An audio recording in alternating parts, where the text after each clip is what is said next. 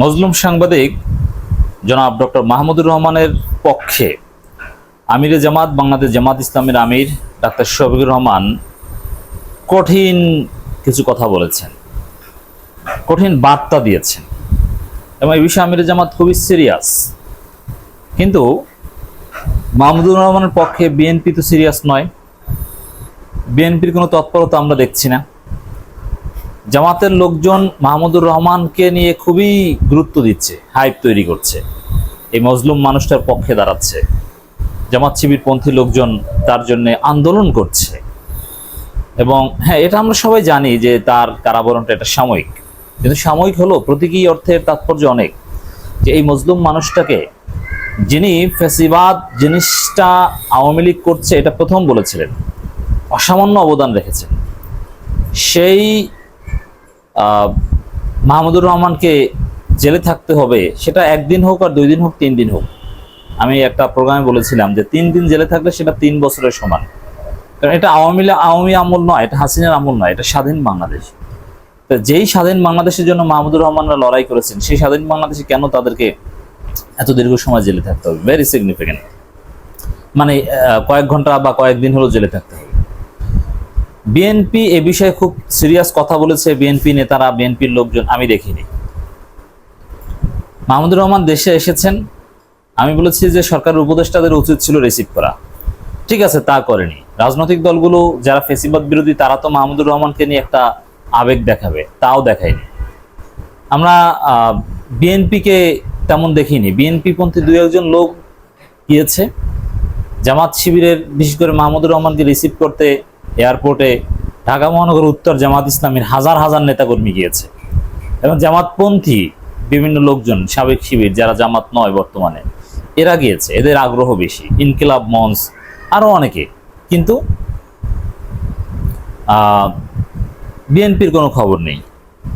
এরপর আমিরে জামাতকে, মাহমুদুর রহমানকে কারাগারে পাঠানো হয়েছে, সেখানেও জামাতের লোকজন কথা বলছে, মাঠে নামছে। বিএনপি কিন্তু গুরুত্ব দিয়ে তেমন কিছু বলছে না, বিচ্ছিন্নভাবে 2-1 জন বলছে, কিন্তু সিরিয়াসলি না।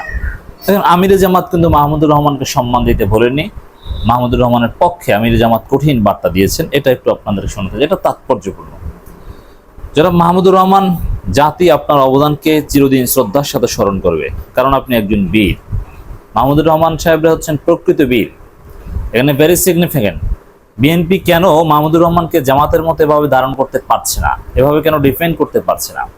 আমার মনে হয় যে বিএনপি ভারতের যে দালালির যে একটা চিন্তা, চিন্তা থেকে এখন পর্যন্ত বের হতে পারেনি। বিএনপির স্থায়ী কমিটিতে, হাইকমান্ডে এখনো ভারতের দালাল আছে।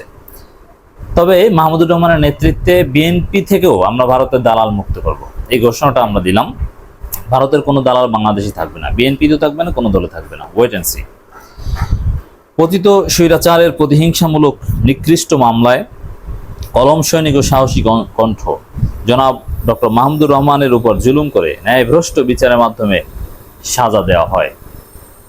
আশ্চর্য, আদালতকে সম্মান করে আজ তিনি, মানে গতকালকের কথা, আদালতে হাজিরা দেওয়ার পর বিচারক তাকে জামিন না দিয়ে পাঠিয়ে দিলেন। কোনোভাবেই তা মেনে নিতে পারছি না। নিকৃষ্ট মামলায় তাকে নিঃশর্ত খালাস দিয়ে অতি দ্রুত মুক্তি দেওয়া হোক।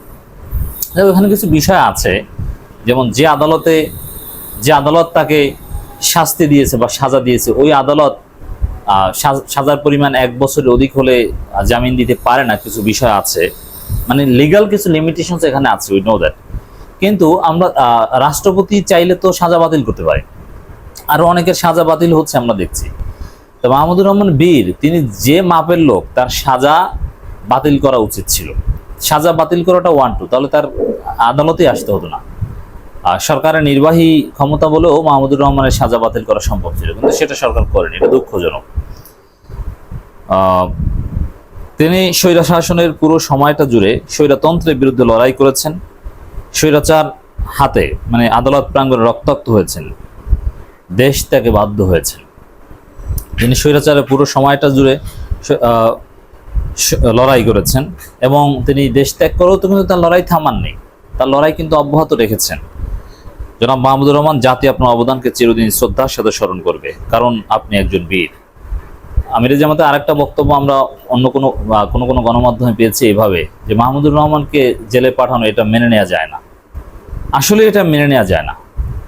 আইনি বাধ্যবাধকতা যাই থাক, এটা মেনে নেওয়ার মতো নয়, এটা মানুষের অনুভূতির প্রতি আঘাত। যাই হোক, আমিরে জামাতকে ধন্যবাদ জানাই, এই মহান ব্যক্তির পক্ষে আমিরে জামাত জোরালোভাবে দাঁড়ালেন, পক্ষ নিয়ে কঠিন বার্তা দিলেন, যেটা বিএনপি ব্যর্থ হয়েছে, বিএনপি পারেনি।